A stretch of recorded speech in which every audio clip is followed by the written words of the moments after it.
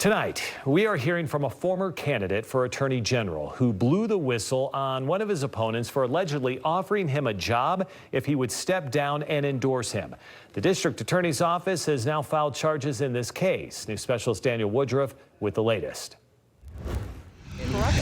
Frank Myler may have lost the race for Utah Attorney General, but for him, the issue isn't over. Myler is now charged with bribing one of his opponents to drop out of the race. Just on its face, I was shocked. Trent Christensen says he got a text message from Myler in April, before the state convention. "Hey Trent, in my last day of trial, and by God's grace, my campaign has picked up more steam," Myler wrote, adding, "If you could endorse me before the convention, I would definitely include you in my office. Think about it for a few days." Christensen says he didn't respond, and after he was out of the race, he reported it to police. In the heat of these things, people can do silly things that they wouldn't otherwise do, but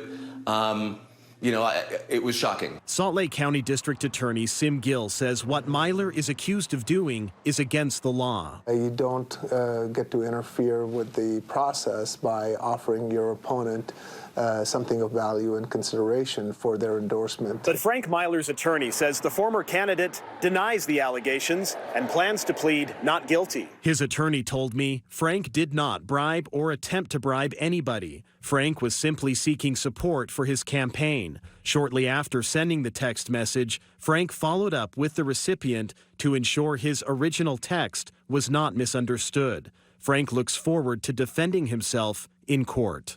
You don't see this very often.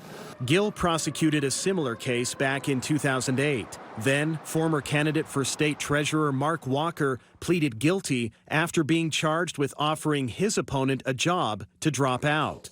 In this case, Christensen says he believes it was bribery, but he'll let the legal process play out. At the end of the day, it's not for me to say. It's for the system to say. Daniel Woodruff, KSL 5 News.